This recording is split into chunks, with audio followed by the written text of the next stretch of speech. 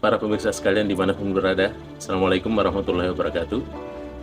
Saya ucapkan terima kasih, sangat mengapresiasi kehadiran Anda kembali menyempatkan diri untuk membuka satu konten YouTube kita, yaitu Mr. Koronis, komunikasi romantis dan humanis.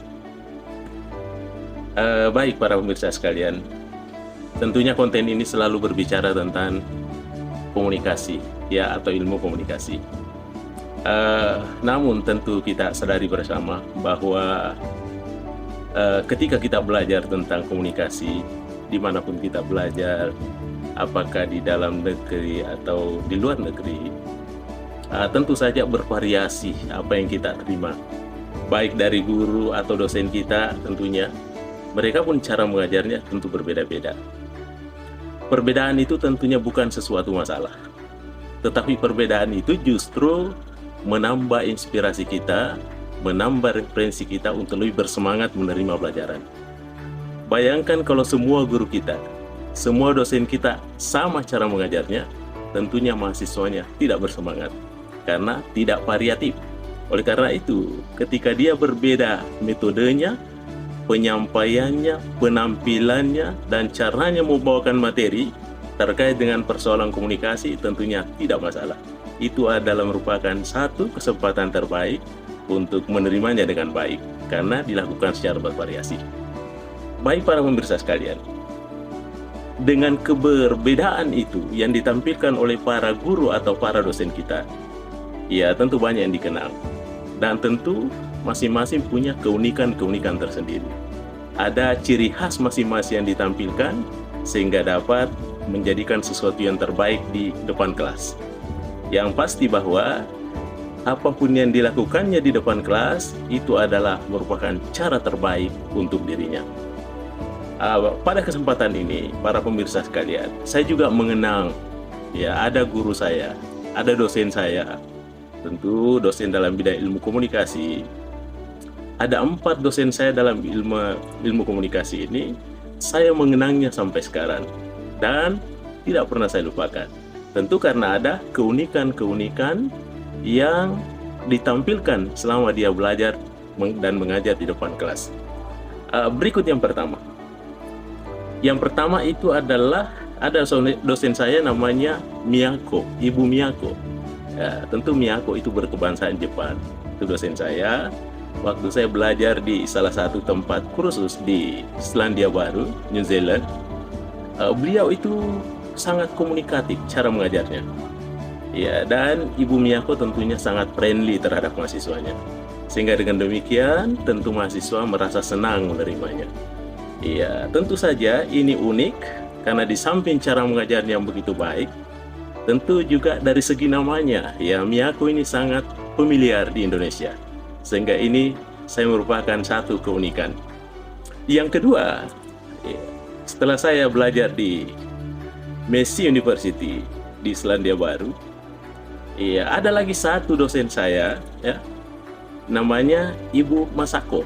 Ya, tentu ini juga beliau berkebangsaan Jepang, ya, salah satu dosen di Massey University di Wellington atau New Zealand. Ya, beliau di dalam mengajarnya itu sangat terstruktur dan kemudian lemah lembut cara menyampaikannya. Sehingga dengan demikian saya berpikir bahwa ini salah satu cara memberikan materi pelajaran dengan begitu baik, sehingga mahasiswa dapat menerimanya dengan baik. Jadi, baik Ibu Miyako maupun Ibu Masako, ya, dua-duanya dari Jepang tentunya, ini tetap saya kenal sampai sekarang. Dan ini saya berpikir bahwa satu kali disebut namanya beliau, tidak akan terlupakan. Karena Ibu Miyako itu namanya di mana-mana, Ibu Masako pun namanya di mana-mana. Baik para pemirsa sekalian, kemudian dosen saya yang saya ingat, ya, yang saya sangat berkenan sampai sekarang, ada namanya Profesor Chike. Ya, beliau saya diajari di Malaysia. Profesor Chike ini adalah tentu dia adalah Chinese, dia dari Cina. Tapi tentunya beliau mahir di dalam bahasa Melayu. Apa ciri khas Profesor Cike? Iya, tentu sama dengan lainnya, dosen-dosen kita semua ramah. Tetapi ada satu yang unik dalam pribadi beliau itu adalah sebelum melakukan proses pembelajaran, selalu beliau bawa makanan. Ada makanan di tasnya dan ada minuman di tasnya. Sebelum dimulai pelajaran, pasti didahului dengan acara makan-makan dulu. Iya, tentu ada makanan-makanan ringan dan semua mahasiswa yang diajar itu dikasih makan. Dan yang bawa makanannya itu adalah dosennya sendiri. Iya, sehingga tentu ada proses interaksi komunikasi sebelumnya, bahwa mahasiswa itu disapa. Ya, dalam simbol komunikasi sebelumnya, tentu kebaikan dari Profesor Cike memberikan sesuatu makanan. Ya, tentu ini adalah sesuatu hal yang luar biasa. Dan mungkin ya di antara dosen-dosen saya, mungkin inilah yang satu-satunya melakukan seperti itu. Sehingga saya menganggap bahwa ini adalah bagian dari proses komunikasi yang tentunya sangat luar biasa. Ya, itu Profesor Cike. Kemudian yang keempat, ya, saya teringat ada dosen saya mengajarkan tentang komunikasi. Namanya Profesor Fauzia. Ya, beliau berkebangsaan Malaysia. Ya, kalau dari sisi beliau dalam pengajarannya, tentu juga tidak jauh berbeda dengan dosen-dosen komunikasi yang lainnya. Tetapi ada satu yang menarik dalam diri pribadi beliau itu. Selama saya berinteraksi dengan beliau, itu 4 tahun ya pada waktu belajar di program doktoral, seingat saya itu 4 tahun saya ditraktir. Setiap makan selalu beliau yang bayar, setiap makan selalu dia yang bayar. Bahkan kadangkala di sore hari, ya kadangkala dia kontak saya. Ya, dia mau berkunjung ke tempat rumah sewa saya, dan biasanya ketemunya di bagian bawah apartemen itu. Mereka buat janjian. Ternyata beliau mengantarkan sesuatu untuk saya, mengantarkan makanan, buah-buahan untuk saya. Ini saya berpikir juga unik ini ya, karena biasanya tentunya kita mahasiswa ketika makan sama-sama dengan guru kita, makan dengan sama-sama dosen kita, biasanya ya, tapi tidak semuanya. Biasanya kita yang bayarkan beliau ya.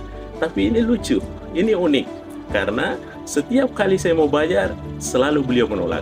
Jangan mahasiswa yang bayar, saya yang bayar. Begitu sampai penyampaian beliau. Sehingga ini merupakan satu keunikan. Ya, terakhir pada saat saya selesai studi, baru saya bayar. Saya ingat itu hanya 1 kali bayar, karena saya sampaikan beliau, Prof, hari ini jangan Prof yang bayar. Karena studi saya sudah selesai, saya rasanya lebih unik lagi kalau tidak pernah traktir Prof. Maka itulah traktir pertama saya dan traktir yang terakhir kepada beliau.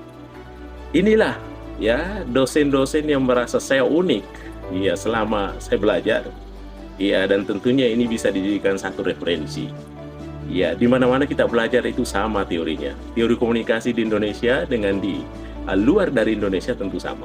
Tetapi yang paling terpenting ketika kita belajar di luar negara, luar negeri umpama, luar kampung halaman, tentu ada referensi baru, ada perlakuan yang baru, ada etika-etika yang baru kita bisa adopsi. Sepanjang tentunya hal itu baik. Kalau itu yang baik, tentunya kita ambil, kita kolaborasikan dengan budaya-budaya kita, dengan apa yang ada di pemahaman kita, sehingga itu menjadi melahirkan sesuatu yang lebih terbaik. Baik pemirsa sekalian, saya kira inilah satu mengenang ya keunikan guru atau keunikan dosen saya, khususnya dalam bidang komunikasi.